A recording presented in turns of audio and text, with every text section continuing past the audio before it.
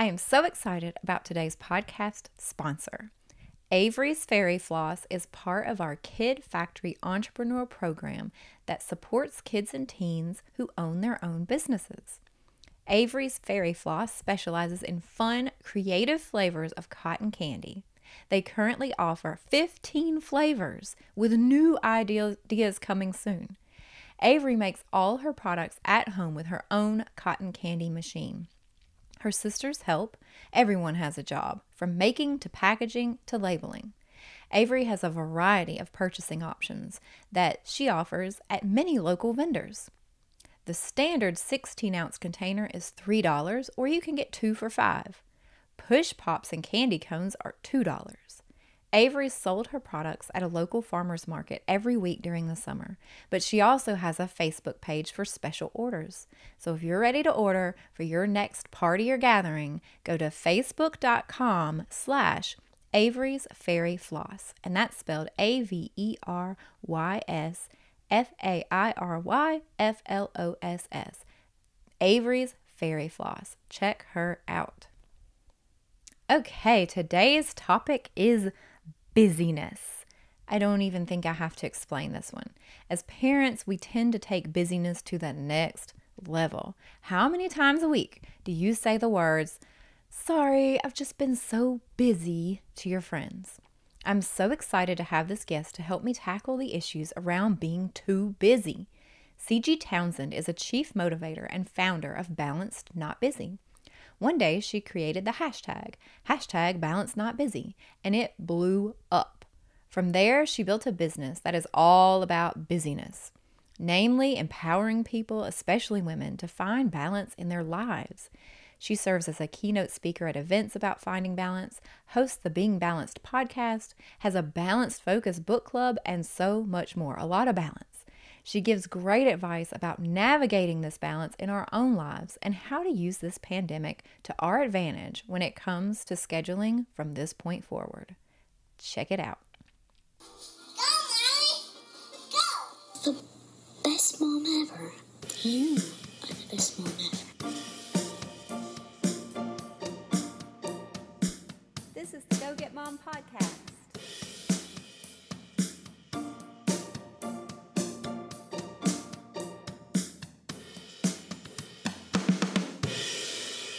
We live in this space of we have to do all the things.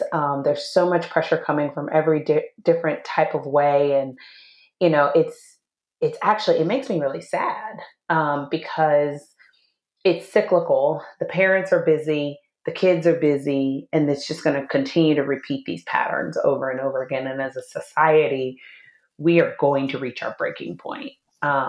And not for nothing, I actually feel like this year has placed us there. This year has said, sit down, but I'm not just going to sit you down. I'm going to actually stretch you, and I'm going to stretch you wide because it's not a voluntary sit down. This is a time where the things that we have become so accustomed to, the hustle and bustle, the move and shake, the go here, go there, over-programmed schedules, got to show up here, got to be the best here, in all ways just kind of stopped. But then we were stretched in other ways to now, do I have extra time? I don't really feel like I have extra time because I'm filling that time thinking about other things that I didn't previously think about.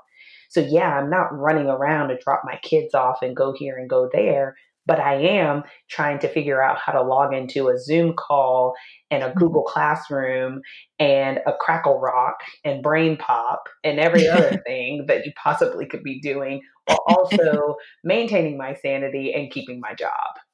So I mean, this is such an interesting time. I completely nerd out on it,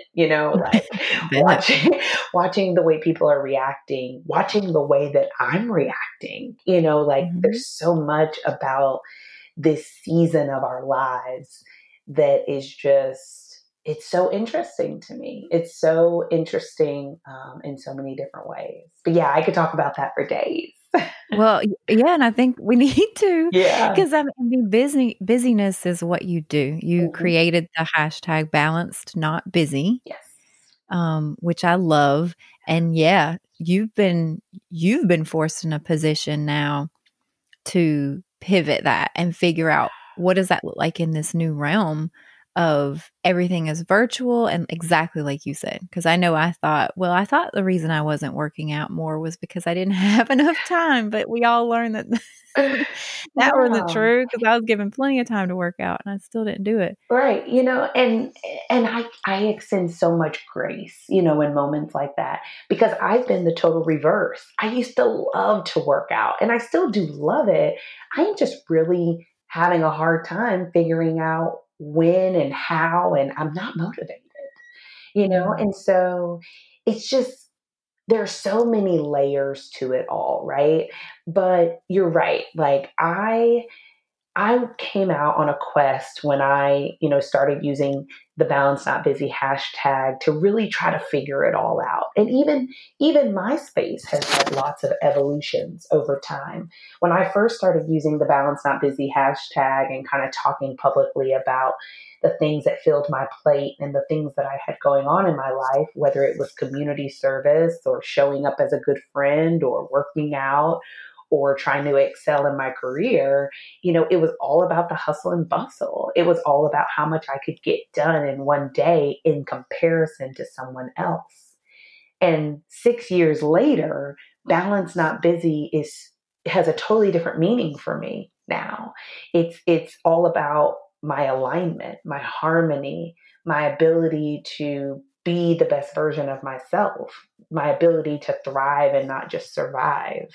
So that's totally different than what it was then.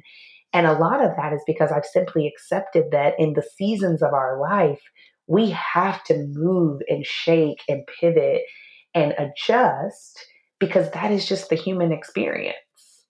That is just Yeah. what we're charged to do during our time here on earth.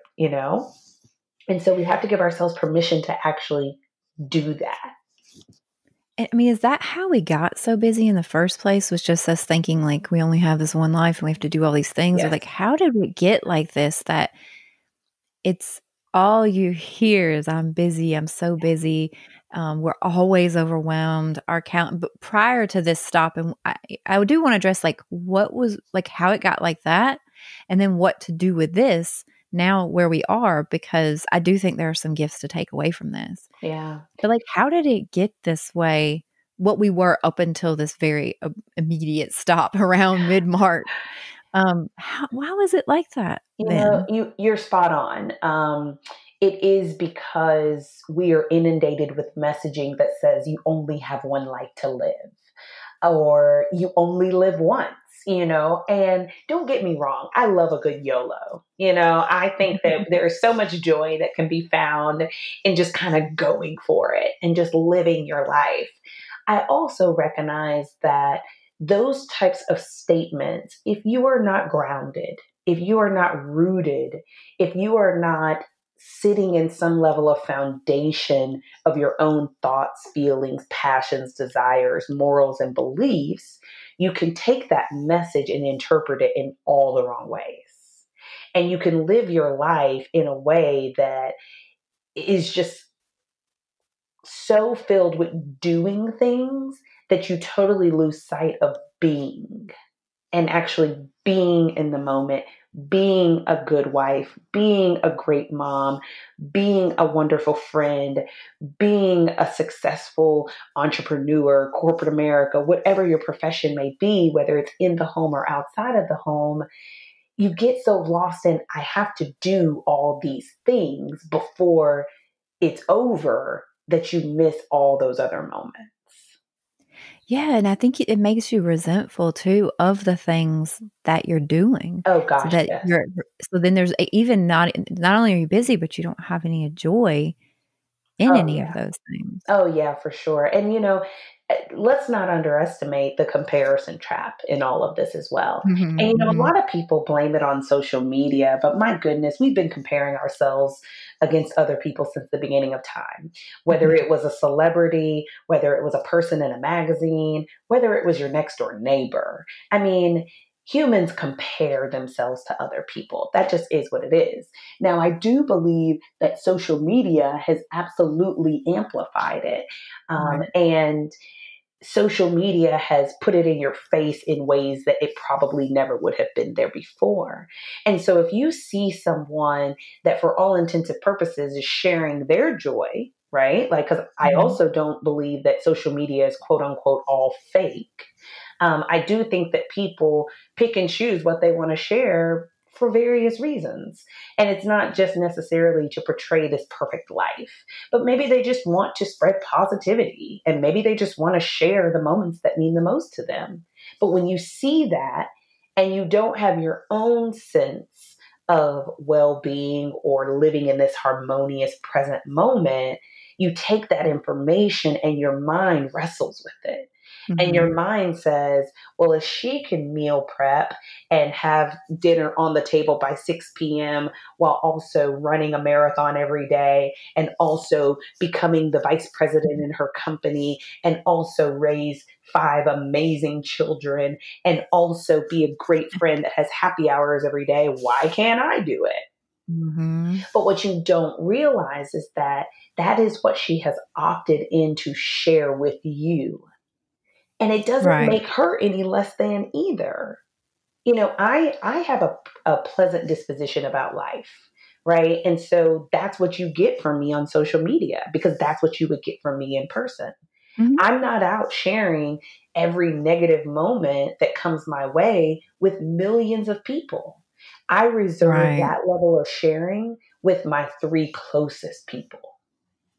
Which is healthy and what you Yeah. should do. Yeah. Yeah. But You we know, need to, yeah, we definitely, I allow those people in. And I don't necessarily feel like everybody else deserves that part of me. sure. But we should keep that in mind, that that's reality and Hmm. that everybody has their struggles and their weaknesses. When you were saying that, it actually made me connect a dot of how we may be internalizing those comparisons and those ways that we feel like we failed and our insecurities and then projecting it onto our children, maybe subconsciously, like to prevent them from having to have the same struggles.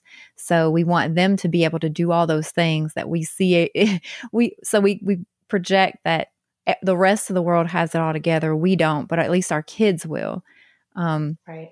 that's something that I feel like is haven't connected it in that way, but it does feel like we're not modeling adulthood in such a healthy way anymore. If you think about like generations past, they were cutting up, having a good time. Sure, they were smoking while they were pregnant, making some other poor choices, but they were having a good time Yeah. and enjoying their lives. And I think we tend to send the message to our children that it's going to be you or them. You got to hustle, you got to get into the best school, which means you need to have the best grades to get into the best programs, which Mm-hmm. means you need to have all these things on your college resume. And maybe that's us thinking, well, we're not adequate, so let's make them adequate. But the whole thing is a sham. Yeah. Yeah. And our children are not necessarily supposed to be us and fix the things that we feel like we didn't do well. They Hmm. actually have their own personality. They have their own desires. They have their own goals and thoughts. And we are moving and shaking and hurried and frantic and frenzied so much so that we don't even know our children. We don't even Mm. know what motivates them, what gets them excited.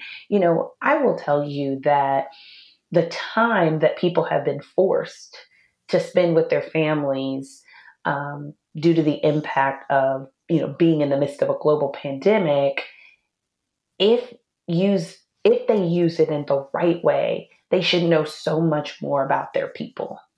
They should know so much more about their children, what their children enjoy learning, what their children enjoy doing. And, yes, it has been hard. It has been extremely difficult to try to navigate the load that we have to carry right now between working, providing for your family, trying to find toilet paper, and teaching your children, right? But Mhm. this is one thing I will say, just 5-10 minutes a day of even having a full-fledged conversation with your child can be so enlightening. And you can learn so much more, like, oh, you don't like to play baseball? Well, why in the world have I been investing thousands of dollars to get you in these programs and buy uniforms and equipment and materials for you to learn baseball? And what if all this time they were like, you know what? I just rather play outside with a kite, mom. I Mhm. mean, Mhm. really telling, and it's, again, it goes back to those patterns. You've invested thousands of dollars to provide for your child to do something that they actually don't enjoy doing.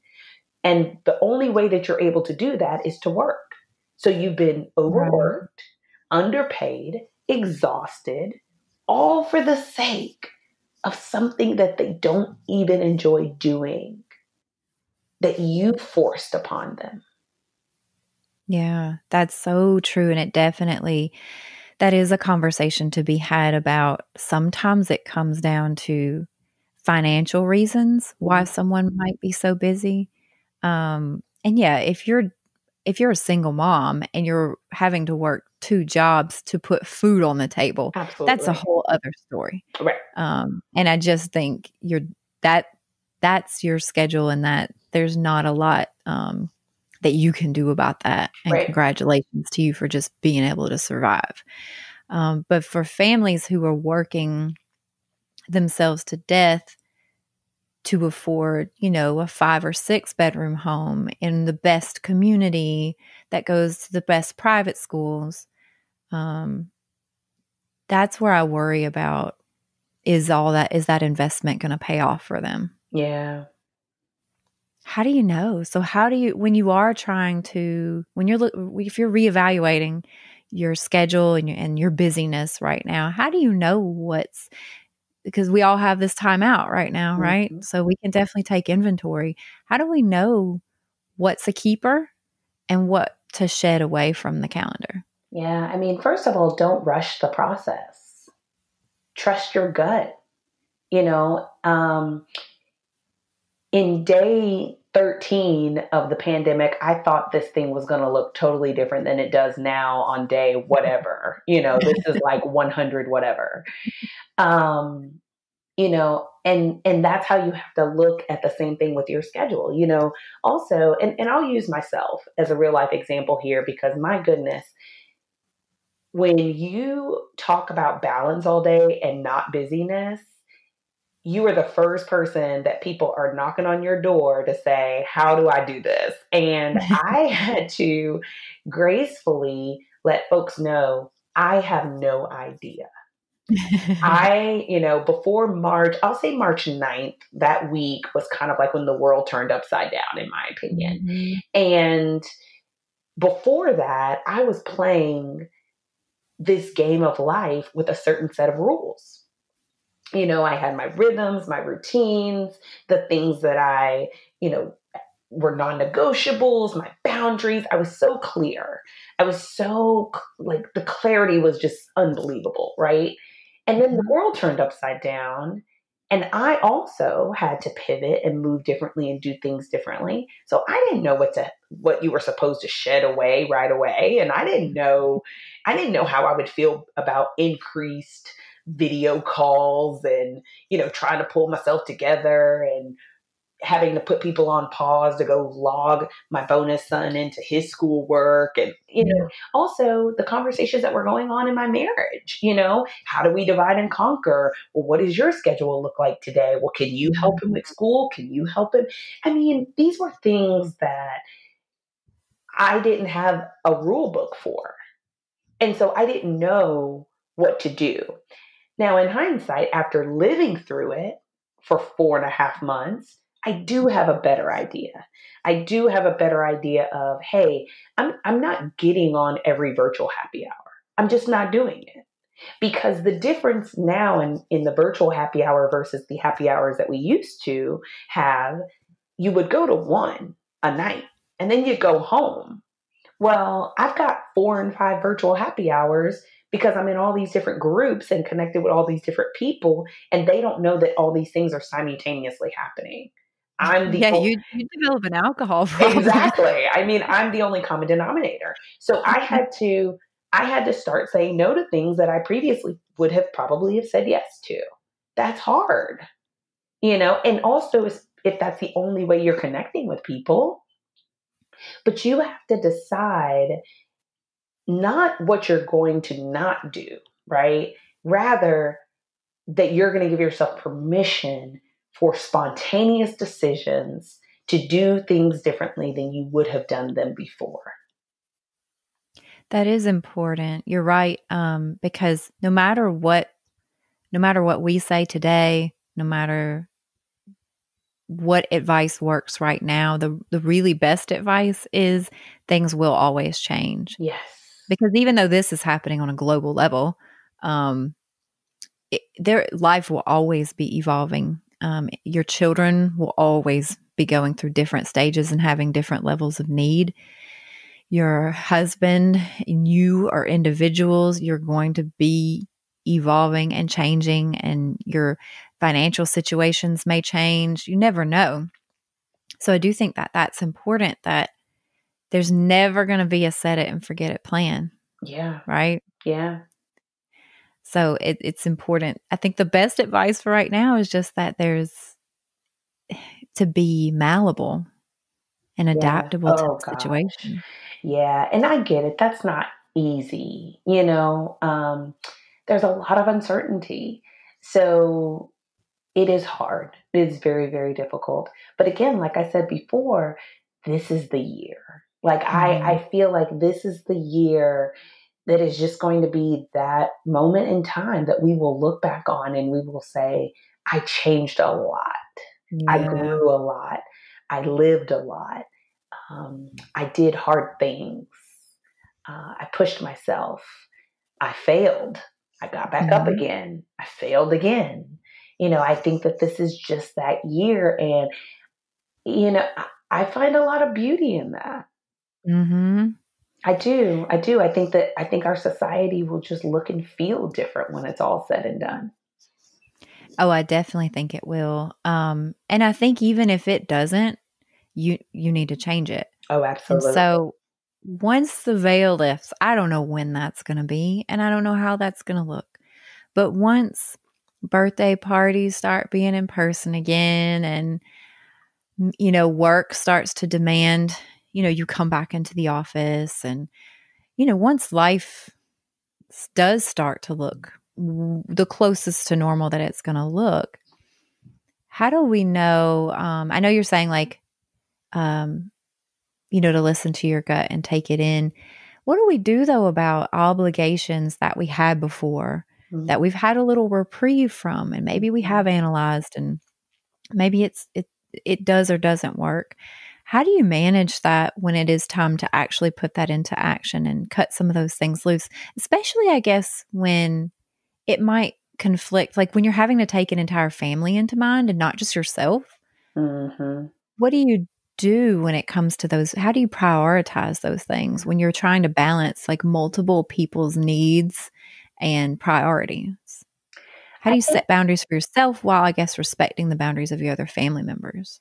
I think the first step is that we have to be honest with ourselves about the value that those things had in our lives before the pandemic.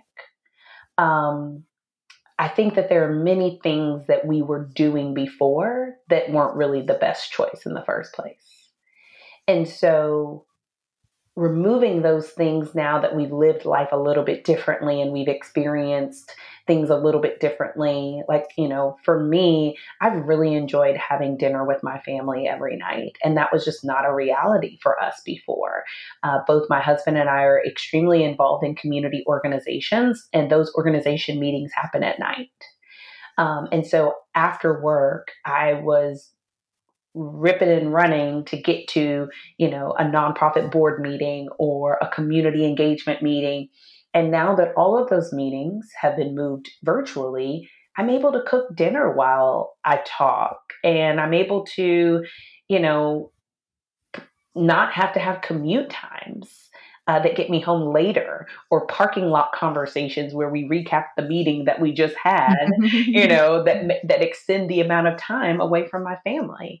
So I have to now be honest with myself about when those meetings return to in person, is that really the best use of my time and the quantity of meetings that I was attending?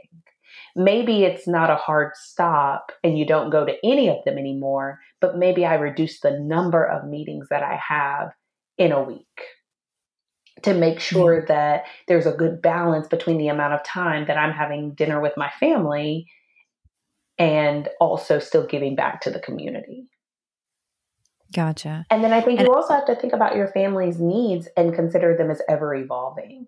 Like they're not going to necessarily always be the same.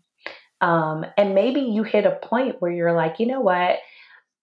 I'm getting increased time with my family, right? So like the flip Mhm. side is, well, it's important to me that my family knows that I'm here, I'm present, and I'm available, but I also need that time away from home to recharge my batteries. Definitely. Mm-hmm. I think that is maybe where a lot of us might be struggling right now, Mm-hmm. is not having a lot of connection outside the home that's not, Zoom meetings for Yes. work. And when we do start to set those boundaries and make those cuts, I mean, even in this world and in the next, we're going to get some pushback, right? Like Mm-hmm. our boss isn't necessarily going to want us setting meeting boundaries. Like when they want us to come back in, they're going to want us to come back in. When our friends, let's say that maybe there were some friendships that were taking a little more than they gave, um, setting those boundaries is going to be a little awkward at first, right? Like if people are Yeah. used to us being the one to step up and say, we'll bake the cookies for the PTA meeting or whatever. And that's usually the role that we take on and we don't complain. And now we're going to start setting some healthier boundaries for ourselves. What do you do about that awkward transition? Because not everybody's going to love the new you. Well, I struggle with it. I think that that's where the case study and the story is still being written. Because my thought is that society might see things differently. Now, they may not want to admit it, right? Like you may have the boss that's like, well, I was adamantly against work from home, but now that I see that it works, but I don't necessarily want to tell anyone that I see that Yes, it I've seen that live and in person. works. so, it's almost as if you've got to, in those types of situations, and I share this a lot when I'm, doing speaking engagements in front of a professional audience, or like at a corporate America setting, because a lot of times you've got to use your power of managing up or leading your boss to work the situation in a way that works best for you. So having those conversations, like let's say you're still working from home now, but inevitably it will end, but personally that it works best for you. Yeah, Um, or you're also trying to homeschool your children. exactly, exactly. So start having those conversations now, and position them as, hey, boss, we've been working from home for a few months. Tell me how you feel about it. Tell me, do you feel like my productivity has increased, decreased? Have the conversation so that you can establish the rapport early on, like, hey, I get it. At some point the office will open, and I acknowledge that you will probably want me to be there if I'm not there already. But can we start to talk about it from a productivity standpoint and not necessarily from my personal needs standpoint? Because business is business. And the reality is that employers know, they're aware of the news and what's going on. They know that schools are going digital for the unforeseeable future. They know that people are going to be in a predicament. Now, how they decide to empower their employees is really up to how vocal their employees are on the front end about the business drivers. That's Talk true, about yeah. the productivity, talk about the bottom line, talk about the cost savings to not having you in the office. Talk about those things. Don't start the conversation with, well, my children or my needs or I don't know what I'm going to do. Make the conversation about the work. Yeah, that makes a lot of sense. And I think there is a little bit of a shift happening where I think we were already heading in this direction where people valued um, quality and happiness at work a little more than their paycheck, even. Oh, I yeah. think this may help push in that direction. Seems like that shift is happening, which is exciting to me. I'm not hating it. Not at all. But I also wanted to share and discuss a statistic with you that's, I think, really getting magnified in all of this. That does also have to do with scheduling and busyness. Oh, yeah. Is so in even in like a two-person working household, so husband and wife, they work the same number of hours a week. But in those situations, 70% on average of the housework and childcare and things like that still fall on the shoulders of the female in that relationship. So how do I think that that's getting really highlighted right now because Yeah. everybody's working from home, and not to just be like poo poo on men. It's not like this is across the board, but statistically, that is what's happening. Mm-hmm. So, how do we have those conversations then in our home about, part of especially the female busyness is the nurturer that tends to live inside of us instinctively. We tend to take on those types of tasks more. How do we have those conversations? I honestly think half the time the men in our lives aren't even aware Mm-hmm. of what they're not doing. But Yeah. how do we manage that type of busyness of we're ticking off things off of our schedule that we don't necessarily want to do, but nobody wants to do the dishes. Well, this is going to be an uncomfortable answer. you Sounds have fun. you have been forewarned. You know, let me give a little context before I answer that question Mhm. about how to have those conversations. There are also many studies and many statistics that support the case that women would like to be in control of situations. And hey, I am a woman, so I don't necessarily think that these things are wrong. Mhm. Um, and that women, our busyness stems from that. And so when I think about those conversations that should be happening in the home or lack thereof during this specific time period where the weight of all the things is just uncontrollable, um, we've got to first get real, real uncomfortable with our shortcomings as women, Mm. as mothers. Um, and we've got to be honest about that. And we've actually got to, if we're going to initiate the conversation, we've got to start with that. We've got to say, hey husband, or hey partner, or hey whomever, right? Mhm. I know that I in the past have really wanted to control the operations of our home. I've really wanted to be in charge of the groceries, the dishwashing, the taking care and rearing of the children, the fun, the vacation planning. The list goes on and on. I've really, Mhm. really, really, I've had a strong desire to want to do that. But what I realize now is that I am depleted, I'm exhausted, I'm burnout, and I could really use some support. Mhm.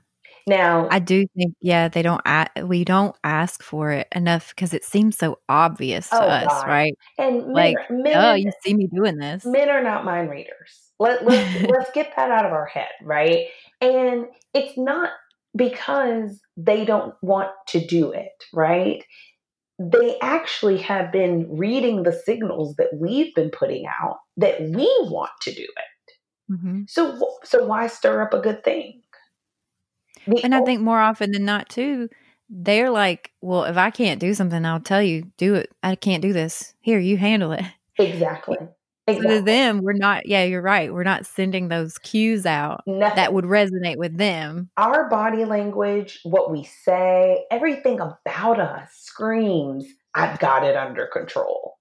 But Mhm. then we retreat to our prayer closets and we cry and we ask God to help us figure it all out when there is an able bodied human right outside the door Mhm. that could easily do the thing.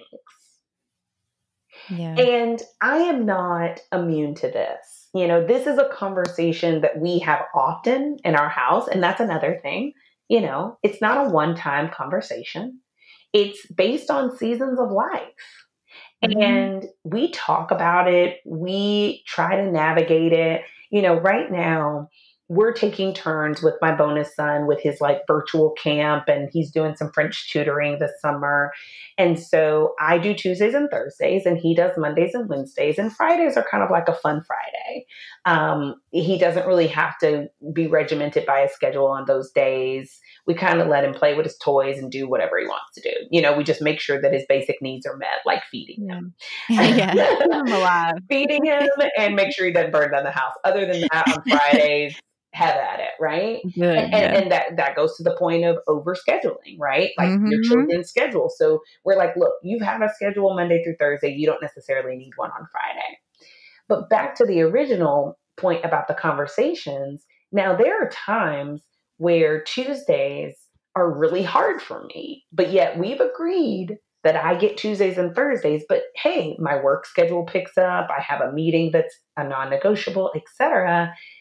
And I just have to say something. I have to say, hey, could we switch days? Why not just say something instead of going through the motions of being like, oh my God, I can't do it. This is exhausting. I need Right. help. Why doesn't he know that I needed him to help me on today? Well, of Yeah, course he can't he doesn't see know. me struggling? Yeah. Exactly. So just say something. Or here's another example. Before COVID happened, I loved going to the grocery store. It was my jam.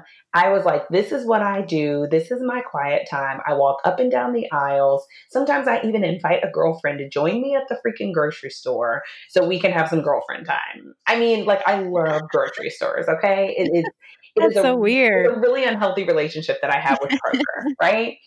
But then COVID happened, and I was like, well, how do I maintain this? So I'd wake up at the crack of dawn and try to go early in the morning before everyone else had gotten there, just to help with not like spreading this thing and flattening the curve. And then it got to a point where it was just, I went one time and I felt so uncomfortable. There were so many people there Yeah. and no one was social distancing. No one was wearing a mask. And I was like, oh my God, I'm so uncomfortable. Like, I don't enjoy this experience.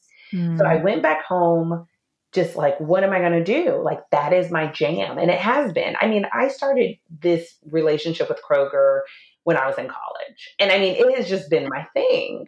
And I talked to my husband about it, and he said, well, maybe we should try the Kroger pickup. And I was like, I don't really enjoy that. Like, I don't want other people picking out my stuff. I like to touch and feel it. It's a part of the whole experience. But he was like, just do Mm. it. So I very reluctantly did it. But what I realized in the process was I don't mind doing it, but I don't want to pick up the groceries because then Mhm. I'm too close to my best friend and I can't even go in. Yeah. And it was You hard lost for me. something. Yeah, You're grieving like it. I don't want to drive up and not be able to go in. So we agreed that I would do the grocery orders and then he would pick them up. And it works for us. And then I Yeah. don't have to worry about scrambling to try to go pick them up and wanting to go inside and all these things. But that is a totally new way of us grocery shopping. Like we've never done that before. But the partnership, it works. And Yeah, and then you were willing to say what you needed, I think is the exactly. really Exactly. key thing, because that could have gotten very ugly if you insisted that if you just thought, "He knows how much I love to do this, Right. and Right. now he clearly sees I'm flustered, Right. so clearly he should solve this problem," because I do think when someone comes to us with a problem, we're gonna drop everything to do what we can do to help solve it, Exactly. and they're like it's kind of your problem until you say that it's also their problem. I mean, it sucks sometimes that you have to take that step, but I do think you're right. Do you think sometimes you just have to say that? Like, I mean, men tell us all the time what they don't want to do. with no With problem. no problems. And I mean, I think also the hard part is that there are things that we previously did actually like or want to do. And somewhere it changed. And because it changed, it's difficult for us to communicate that change without feeling less than. Absolutely. That and it's an issue internally, right? It has nothing to do with the external forces around us. I used to love to also wash dishes, like physically You're wash just them. strange. Like, I know, right? I also like to eat vegetables and drink 8 ounce or, 8, actually it's more like 100 ounces of water a day. I know I'm weird, but this is Weird. like, I used to love the actual art of washing dishes. Like I never wanted to use the dishwasher. I love the warm water on my hands. Like it was a relaxing situation at the end of the evening for me. Well, that was when I was single and I had like one dish to wash, I had like a dish and a wine glass. Well, now I've got a family. There's dishes every which and way. I've got a 6-year-old who uses 5 cups a day. I mean, it's outrageous. And my husband really loves for the dishes to be washed at the end of the night. And he noticed that I was just going to bed. Like I was just like giving up. The dishes will be there tomorrow. Forget it. I don't care. And it was a change. It was different. And so he kind of casually mentioned like, hey, the dishes, I noticed you're leaving them in the sink. And I was like, well, you can wash them. Like if it's important to you for the dishes to be washed before bed, you can wash them. Girl, I have not washed a dish since. And that's all you had to say. And he does it. He does it every night. He even does it multiple times during the day now that we're home all day and like the dishes have been Oh piling God, up. dishes are insane. Oh my God, they're unbelievable. I'm like, I don't even understand. And he loads and unloads the dishwasher and it's his thing. And I'm like, you know what? I clean the whole rest of this house. I mop floors. I clean bathrooms. I scrub everything else. Yeah, he can do the dishes. I feel no guilt about that. No, as you shouldn't. As None you shouldn't. whatsoever. But you do have to ask. That's the key. Yeah. And I mean, I keep hearing you talk about things changing. I mean, obviously, we're all kind of in this metamorphosis right now. Yeah. And so it's so funny because we're talking about scheduling and busyness and and it seems like we would be talking about how to structure things more, but it really seems like the real theme here is that things will always be changing. So this busyness you're doing is for nothing. Oh, yeah. This scheduling and planning is not that that's for nothing, but you can't get too married to any specific thing. The thing you need to get married to is the fact that it's always going to be changing and that you have to be constantly communicating and kind of taking inventory again and again and again. And knowing that you're not going to miss, like, don't create this busyness because you're going to miss some ship that's going to sail. I feel like the narrow scope that we've created for when you're going to have a happy life is from like 25 to 27 years old or something. I feel like you have to be successful by then, and then you're only going to be able to enjoy it for a couple of years before it's too late for everything. I mean, I feel like we've given such a like narrow idea of when you're going to be happy and when you're going to be successful or when you're going to have time to achieve things. Oh yeah. I mean, we have created our own unrealistic and like inhumanly possible timelines. They're just not even realistic. I mean, everything from our to-do lists to our like life goals and aspirations. I mean, it's unbelievable. It's unbelievable. And unattainable. Oh, absolutely. And there's the fact that things are always changing and always evolving is why you have an opportunity to always be happy. I mean, and I think it's the happiest people report at like mid 60s. Seems like when people are generally their happiest. And that's when I think that's retirement age. That's when you're finally free of these constraints. And I think, well, how can we maybe live that life? Like, how can you live a retirement life now? Exactly. And there are people that are doing it, and I wonder, if people would just allow themselves the space to try something new, would they really miss what was old? Mm-hmm. Just the space, the permission, the ability just to try. But it's fear, and that's why busyness is so loaded. And that's why oftentimes I tell people it's a disease and a dis-ease, because it is so full of so many other things: comparison, fear, uncertainty, and all of these things that just are not even real. Like, they're actually not real. Now, don't get me wrong. Yes, the emotions of fear and things like that you feel are definitely feelings if they're warranted. But oftentimes we create these scenarios in our head. I'm running out of time. I need more to do. I don't want to be idle. My children need to have a schedule. It needs to be color coded. It needs to have life enriching things and learning and all these things. And it's like, who told you that? Yeah. Where are you reading that? Where did we all get this from? What it really is that we take bits and pieces of the information that we're being served, and we come to our own conclusions. Mm-hmm. And we don't have, quote unquote, time to do our own research. So whatever we hear, whatever is put in front of us on social media, whatever comes across as a headline, we don't do the due diligence to make sure that it's accurate information. That's true. And we absorb it and we apply it immediately, oftentimes. And we place ourselves in these compromising situations of, now that I'm here, I don't know how to get out. Mm-hmm. Yeah, and you really tend to just forget that joy should have been your priority all along. Oh, gosh. You just forget Yeah. what you're doing it for and why you're doing it. Yeah, Well, I agree with especially you. when we apply someone else's joy of what we see them doing as our own. That's true. Yeah, you probably lose it, and then you kind of desperately look around for, well, she seems happy. Oh, yeah. You do that. Yeah. But it's never going to work.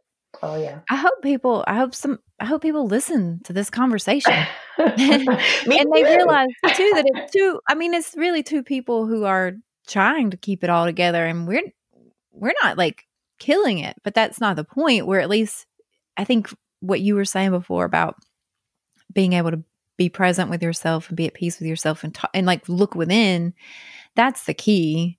I feel like we've both been able to find a way to do that. And so that looks very different. Decisions are going to look completely different.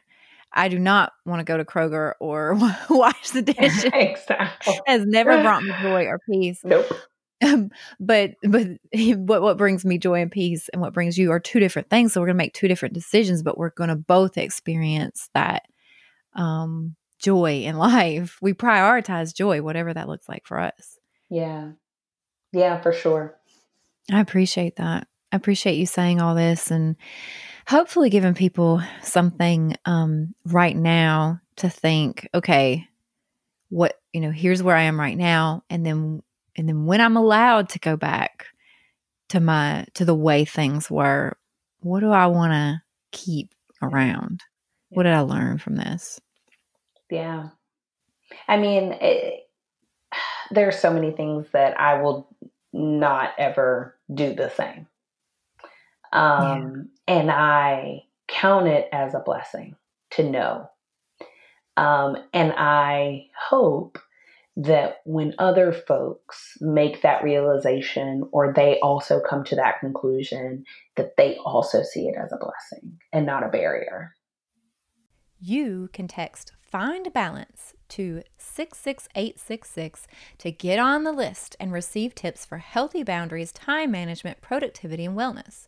To join her book club, the 100 Days of Balance Challenge, tune into her podcast to hear her diverse perspective series, or be a part of all the other amazing things she has going on, go to balancednotbusy.com. Yay, you finished the whole episode! For more about Go Get Mom, you can visit us at thekidfactory.org/gogetmom or follow us on Instagram at gogetmom.podcast.